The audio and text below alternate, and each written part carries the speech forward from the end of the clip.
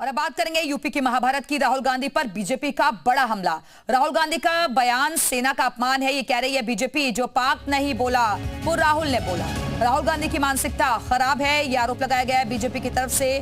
Surrender शब्द से सेना का अपमान किया। राहुल गांधी जी ने जिस तरीके से ऑपरेशन सिंदूर की सफलता का विवरण दिया है, उसको सरेंडर से तुलना करना यह दर्शाता है कि यह मानसिकता कितनी रोगी और कितनी खतरनाक हो चुकी है। मुझे इस बात पे आश्चर्य हो रहा है कि अभी तक कांग्रेस के नेता पाकिस्तानी मीडिया में सुर्खियां बटोरने में लगे हुए थे। पाकिस्तानी संसद में उनके बयान कोट किए जा रहे थे। राहुल गांधी जी का नाम तो और बयान तो भारत के विरुद्ध पाकिस्तान अपने डोजियर में यूज कर चुका है।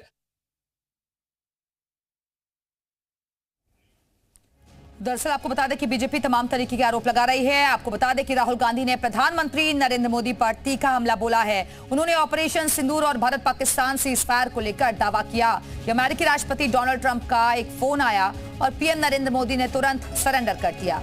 उन्होंने पीएम मोदी के नाम का उच्चारण नरेंद्र किया।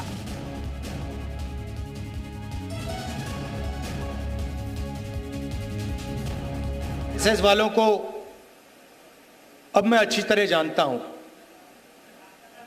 इन पर थोड़ा सा दबाव डालो, थोड़ा सा धक्का मारो, डर के भाग जाते हैं ये लोग। जैसे उधर से ट्रंप ने एक इशारा किया, फोन उठाया, कहा मोदी जी क्या कर रहे हो?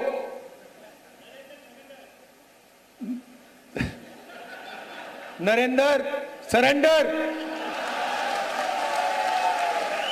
और जी हजूर करके नरेंद्र मोदी जी ने ट्रंप के इशारे का पालन किया। आपको एक समय याद होगा जब फोन कॉल नहीं आया था, 7th फ्लीट आई थी, 71 की लड़ाई में 7th फ्लीट आई थी, हथियार आए थे, एयरक्राफ्ट कैरियर आया था। इंदिरा गांधी जी ने कहा मुझे कुछ जो करना है मैं करूंगी। वहीं राहुल गांधी पर बीजेपी ने हमला किया तो कांग्रेस ने भी करारा पलटवार किया। कांग्रेस नेता सुरेंद्र राजपूत का क्या कुछ कहना है, सुनवाते हैं आपको। भारतीय जनता पार्टी नरेंद्र मोदी जी की कमजोरी को, कायरता को या दबाव के में आने की राजनीति को छुपाना चाहती है, इसलिए वो श्री राहुल गांधी जी के ऊपर अनर्गल अटैक कर रही है। आप बताइए, जब हमारी सेना पूरी तरीके से बॉर्डर पर तैयार खड़ी थी, पाकिस्तान के आतंकी बेस नष्ट हो चुके थे, पाकिस्तान के 15 हवाई अड्डे नष्ट हो चुके थे, पाकिस्तान की आतंकी सेना घुटनों पे आ चुकी थी, तो हम पीओके जब लेने जा रहे थे तो आपने सीज फायर किसी डोनाल्ड ट्रंप के कहने से किया क्यों? अमेरिका के राष्ट्रपति 11 बार उसको कह चुके हैं, आपने डिनाई एक बार भी किया क्यों नहीं प्रधानमंत्री जी ने? उधर सपा की भी राहुल गांधी के पीएम मोदी पर दिए बयान पर प्रतिक्रिया आई है। सपा प्रवक्ता फखरुल हसन चांद ने क्या कहा है, सुनवाते हैं आपको। समाजवादी पार्टी समझती कि सभी विपक्षी दल चाहते हैं कि सर्वदलीय बैठक हो, और सर्वदलीय बैठक में जो बातें सर्वजनिक नहीं हो सकती, विपक्ष को भी सत्ता पक्ष के साथ, सरकार के साथ भरोसे में लेना चाहिए। इसलिए समाजवादी पार्टी को इस बयानबाजी में नहीं पड़ना है, लेकिन जो देश हित का मुद्दा है, देश हित से जुड़े हुए मुद्दा है, उन मुद्दों पे विपक्ष को भी भरोसे में लेना चाहिए और सर्वदलीय बैठक होनी चाहिए, और सर्वदलीय बैठक में सरकार को स्थिति स्पष्ट करनी चाहिए। तो आपको बता दें कि राहुल गांधी की तरफ से जो बयान दिया गया उस पर बीजेपी ने उनकी मानसिकता पर सवाल खड़े कर दिए हैं। अलग अलग रिएक्शन सामने आ रहे हैं।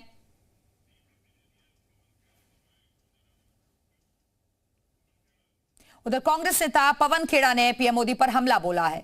इस व्यक्ति की सच्चाई है, नाम नरेंद्र, काम समर्पण, इनके संगठन का इतिहास कायरता का है, और जब ऐसा व्यक्ति देश का मुखिया होता है तो देश का भविष्य खतरे में पड़ जाता है।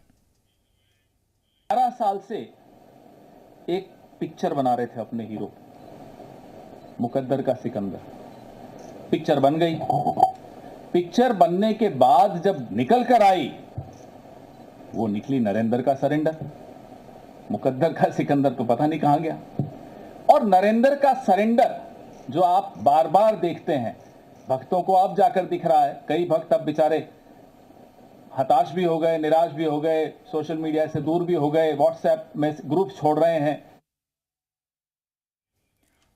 और इसी खबर पर और ज्यादा बातचीत के लिए सीधे रुख करेंगे लखनऊ का, जहां से हमारे साथ हमारे सहयोगी तुषार श्रीवास्तव इस वक्त जुड़ गए हैं। तुषार, राहुल गांधी ने जो बयान दिया उसे बीजेपी सेना का अपमान बता रही है। नरेंद्र शब्द का इस्तेमाल किया, सरेंडर का जिक्र कर दिया, जिसको लेकर अब बवाल कह सकते हैं मच गया है। निश्चित तौर पे देखिए, ये देश के सम्मान का मामला है, इंटरनेशनल मामला है। आपको बताऊं, क्योंकि जिस तरह से ऑपरेशन सिंदूर को अंजाम दिया गया, उसके बाद पूरा देश एकजुट था। पूरा देश ने खुलकर भारत का सपोर्ट किया, कहीं भी किसी तरह से कोई विरोध देखने को नहीं मिला और सबने कहा कि ऑपरेशन सिंदूर होना चाहिए, जिससे कि पाकिस्तान को उसकी हैसियत के बारे में पता चले।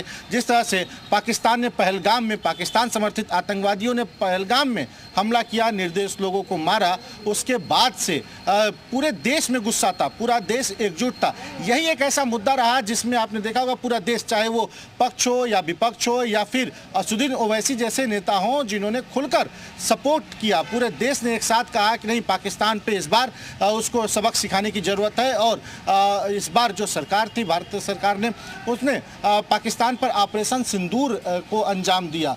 उसके बाद देखिए सब एकजुट थे, लेकिन इस तरह के जिस तरह के बयान अब आ रहे हैं, कहीं ना कहीं ये राजनीति हो रही है और इससे देश की ही बदनामी होती हुई साफ तौर पे दिख रही है।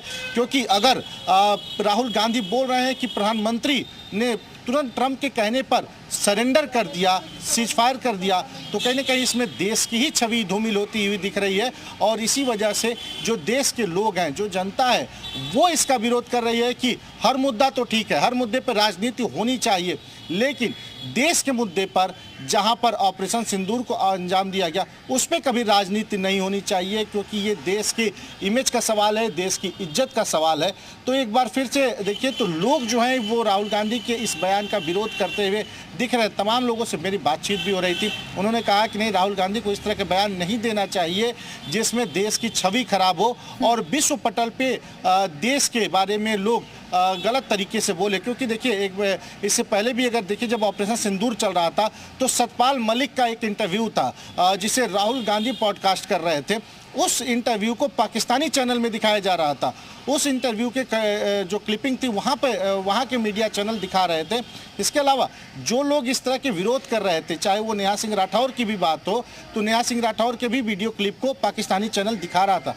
तो कहीं ना कहीं इससे तो देश की इमेज खराब होती हुई दिख रही है, देश की जो इमेज है वो प्रभावित हो रही है। इसी वजह से जो पूरा देश था एकजुट था, लेकिन कुछ ऐसे लोग थे जो देश के खिलाफ भी बोल रहे थे, प्रधानमंत्री नरेंद्र मोदी के खिलाफ बोल रहे थे।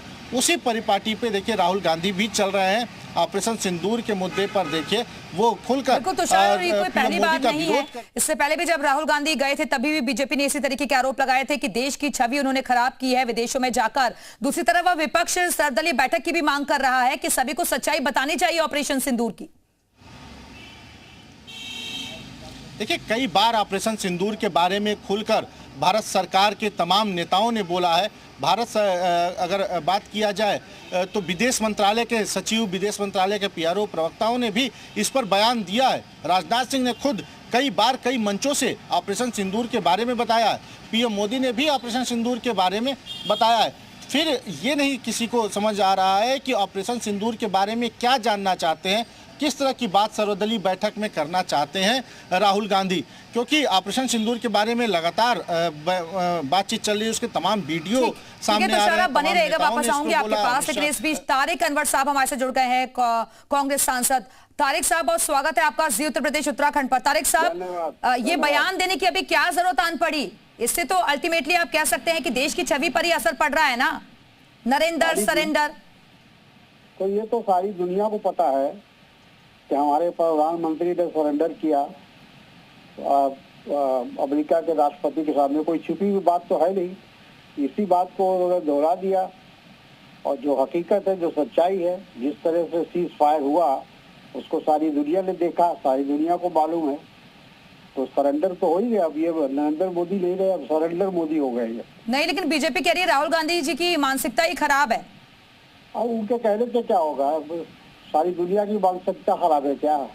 एक बात कोई छिपी हुई हो, कोई सीक्रेट हो तो बात समझ में आती है। जो बात आम हो गई हो, सार्वजनिक हो गई हो कि जिस तरह से अमेरिका के दबाव में हम लोगों ने सरेंडर किया, ये तो सभी लोग जानते हैं।